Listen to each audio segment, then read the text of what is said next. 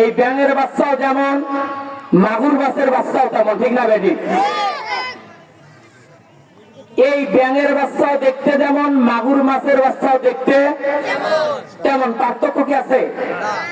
পার্থক্য কিছুই নাই, দেখলে হুবহু কি ব্যাঙের বাচ্চাকে মাগুর মাছের বাচ্চার মতন দেখা যায়। কিন্তু আসলে রে ভাই, আপনার বিবেকের কাছে আমার প্রশ্ন, আচ্ছা বলেন, যদিও দেখতে একে, আসলে কি ওটা কি মাগুর মাছের বাচ্চা? এটা হচ্ছে কিসের বাচ্চা? সবাই গান, ব্যাঙের বাচ্চা। এই জন্য আমি বললাম আমার ভাইয়েরা, উদাহরণ দিতে গেলাম না, আমি আলোচনার ভিতরে ঢুকবো, এখন আমি ভূমিকায়। তাই আমার ভাইয়েরা লক্ষ্য করেন, তাহলে ওটা যেমন দেখতে যেমন হুবহু মাগুর মাছের বাচ্চার মতো, আসলে ওটা মাগুর মাছের বাচ্চা নয়, আসলে সেটা ব্যাঙের বাচ্চা।